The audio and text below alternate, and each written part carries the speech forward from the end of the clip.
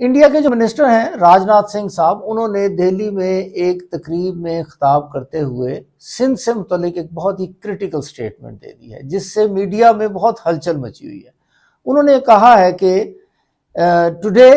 Sindh may not be part of India, but civilizationally Sindh will always be part of India. Breaking news coming in on comments made by the Defence Minister Rajnath Singh, who said the Sindh region may not be with India today, but borders can change and the region may return home to India. This is what the Raksha Mantri said today at an event. ये एक ऐसी statement है जिससे पाकिस्तान और India के जो आपस के रिलेशंस हैं उसमें बहुत बड़ी एक दरार जो है वो पैदा होते हुए हमें नजर आ रही है, और पाकिस्तान ने एज यूजुअल इस स्टेटमेंट को कंडेम किया है।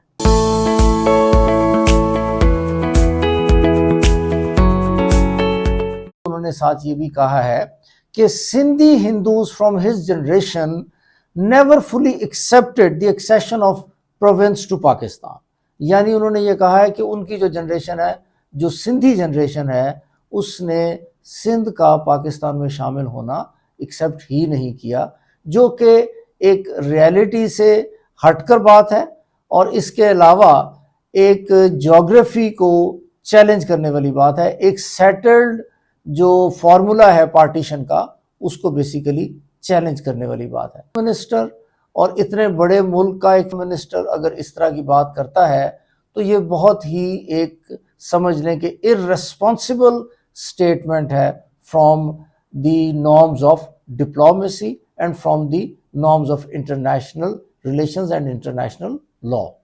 इंडिया जो है वो पिछले कई सालों से मुख्तलिफ हीले और बहानों से इस किस्म की स्टेटमेंट्स और इस किस्म की मिस एडवेंचर जो है हमें करता नजर आता है कि लगता है कि जैसे इंडिया पाकिस्तान से कोई जंग के बहाने ढूंढ रहा है। इंडिया ऐसा क्यों कर रहा है और इंडिया को ऐसा करना चाहिए कि नहीं करना चाहिए या नहीं करना चाहिए, इसको समझने के लिए, इसको एनालाइज करने के लिए हम आज देखते हैं कि इसके पीछे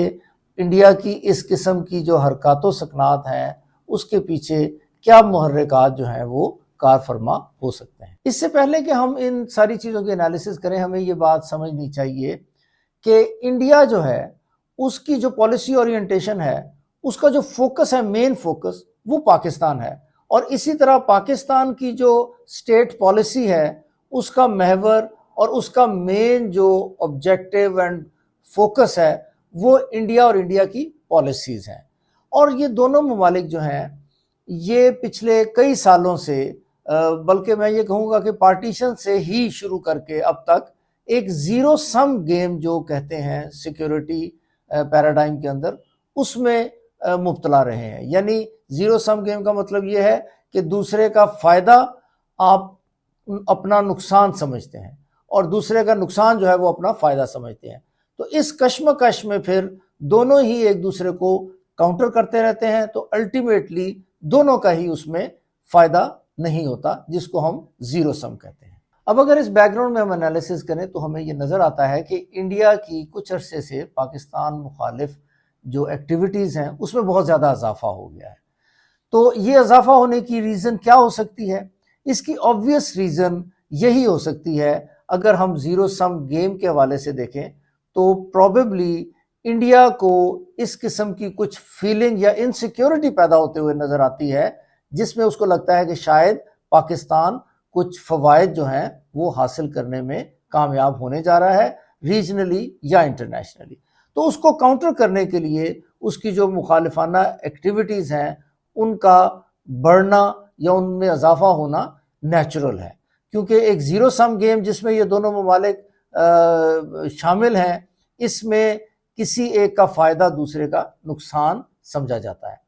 तो असल में फिर इंडिया की पाकिस्तान मुखालिफ एक्टिविटीज़ में इजाफा बेसिकली पाकिस्तान की बढ़ती हुई ताकत का समझ लें एक एविडेंस है।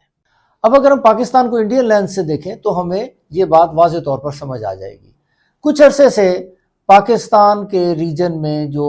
एक्टर्स हैं उनके साथ बहुत ही अच्छे ताल्लुकात कायम हो चुके हैं, जिसमें बांग्लादेश है, जिसमें चाइना है, जिसमें श्रीलंका है, जिसमें और बाकी ममालिक हैं। यानी अगर हम ये कहें कि सिवाय अफगानिस्तान के और इंडिया के, पाकिस्तान के रीजन में बाकी तमाम ममालिक के साथ बहुत अच्छे ताल्लुकात कायम हो चुके हैं, तो ये गलत नहीं होगा। इसके अलावा अगर पाकिस्तान का देखा जाए एट इंटरनेशनल लेवल ऑल्सो, तो this is probably the only time in the history of Pakistan जब चाइना पाकिस्तान की ओपनली हमायत भी कर रहा है और अमेरिका जो है उसको इस हमायत के ऊपर और इस कोऑपरेशन के ऊपर कोई एतराज़ भी नहीं है, बल्कि डोनाल्ड ट्रंप जो है उनको तो हम देखें तो वो पाकिस्तान की मिलिट्री और जो सियासी लीडरशिप है उसके गुण गाते हुए हमें हर वक्त नज़र आते हैं। तो इस सूरत हाल में फिर इंडिया का थोड़ा एंशियस होना और इंडिया को इस बात की एंजाइटी होना ये बहुत नेचुरल है, जबकि एक ज़ीरो सम गेम जो है उसके अंदर इंडिया के लिए ये ज़रूरी है कि पाकिस्तान का अगर कोई अपेरेंटली फ़ायदा होता उसको नज़र आएगा तो वो ऐसी मूवमेंट्स करेगा या ऐसे एक्शन करेगा जिससे पाकिस्तान के उस फ़ायदे को मिनिमाइज़ किया जा सके। तो इंडिया की ये जो इंडियन फॉरेन मिनिस्टर ने ये जो स्टेटमेंट दी है, ये जो फॉल्स फ्लैग ऑपरेशंस पिछले कुछ अरसे से इंडिया कर रहा है और पाकिस्तान को जंग में एंगेज करने की कोशिश कर रहा है, ये बेसिकली उस ज़ीरो सम गेम का रिजल्ट हमें नज़र आता है। अब हम ये देखते हैं कि पाकिस्तान को रोकने के लिए इंडिया क्या करने का इरादा रखता है और उसके इस रीजन पर क्या असरात मुरतब हो सकते हैं। इस सिलसिले में इंडिया ने जो लेटेस्ट कॉन्सेप्ट दिया है उसको कहते हैं न्यू नॉर्मल। न्यू नॉर्मल के मुताबिक इंडिया का कहना यह है कि अगर इंडिया के अंदर कोई भी किसी भी किस्म का टेररिज्म होता है और उनके मुताबिक उस टेररिज्म का जो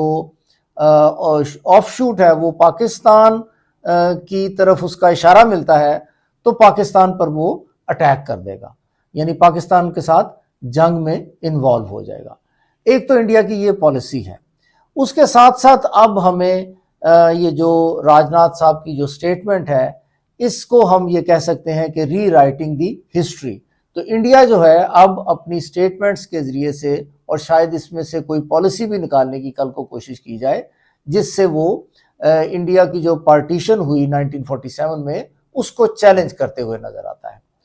अब अगर ये देखा जाए तो ये दोनों ही पॉलिसीज़ जो हैं ये इंतहाई डेंजरस पॉलिसीज़ हैं और ये दोनों ही पॉलिसीज़ जंग की तरफ इस रीजन को लेके जा सकती हैं, जो कि एक बहुत ही लीथल और डेंजरस आउटकम हो सकता है इस सारे डेवलपिंग सिनेरियो का। इंडिया की इस नई पॉलिसी ओरिएंटेशन का एक बहुत ही डेंजरस नतीजा ये है कि हालिया पाकिस्तान और इंडिया की होने वाली जंग के नतीजे में दोनों ममालिक एक दूसरे की मिलिट्री स्ट्रेटजी से आगाह हो चुके। ये एक बहुत ही डेंजरस सिचुएशन होती है जब दुश्मन को आपकी मिलिट्री स्ट्रेटजी का पता चल जाए।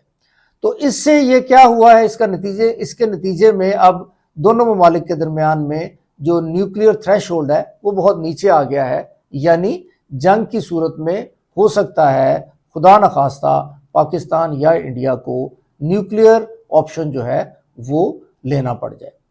तो इन दोनों ममालिक के न्यूक्लियर आर्सेनल को अगर हम इकट्ठा करें तो वो तकरीबन 450 से ज़्यादा एटॉमिक बॉम्ब्स जो हैं वो बनते हैं। तो जिन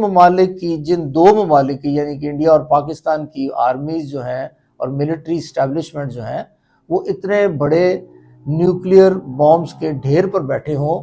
उनके साथ इस किस्म का मिस एडवेंचर जिस तरह के इंडिया बार बार फॉल्स फ्लैग करता है या जंग की तरफ लेके जाने की कोशिश करता है, ये बहुत ही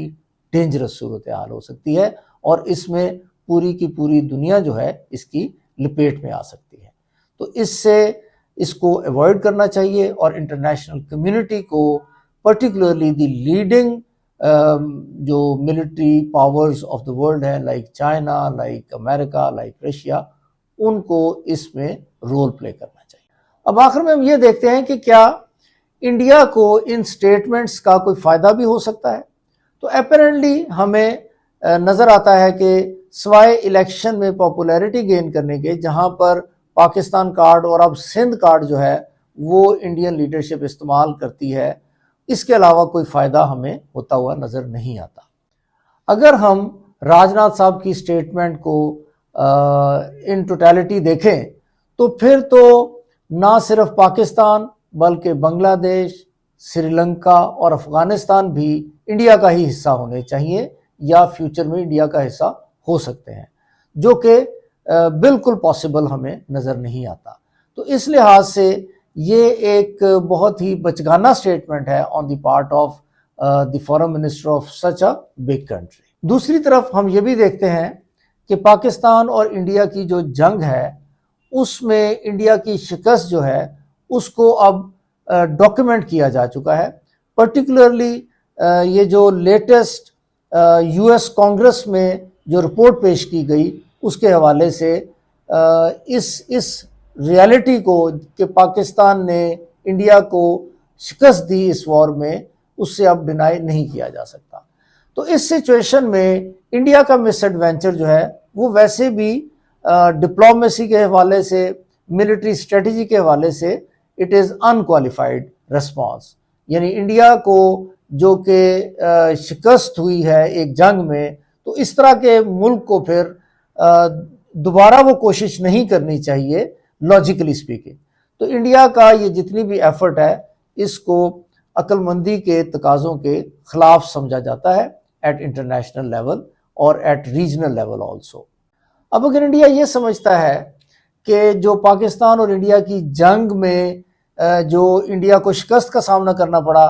उसके असबाब से या उसके नताइज से डाइवर्ट करने के लिए इस किस्म की स्टेटमेंट्स जो है वो काम आ सकती हैं, तो ये भी मेरा ख्याल है खाम ख्याली है। बिकॉज आजकल का मीडिया, स्पेशली सोशल मीडिया जो है वो इस किस्म का हो चुका है कि वो रियलिटी को और जो इस तरह की जो बातचीत होती है, इस तरह की जो डेवलपमेंट्स होती हैं, उनकी रियलिटी को बाहर निकाल कर लोगों तक पहुंचा ही देता है सूनर और लेटर। तो इससे भी इंडिया को शायद वो फ़ायदा हासिल ना हो सके जो कि इंडिया इस सारी सिचुएशन को क्रिएट कर कर इस किस्म की स्टेटमेंट्स देकर हासिल करना चाहता है। अब अगर हम इस सारी बात को इन अ नटशेल देखें तो हमें ये समझ आती है कि इंडिया को इस किस्म के मिस एडवेंचर से बाज रहना चाहिए जिसमें 1.5 से 2 अरब आबादी जो है, जो कि पाकिस्तान और इंडिया की पॉपुलेशन को मिलाकर बनती है, उसका मुस्तकबिल जो है वो एट स्टेक लग जाए। Stay tuned for further updates on national, regional and international scenario.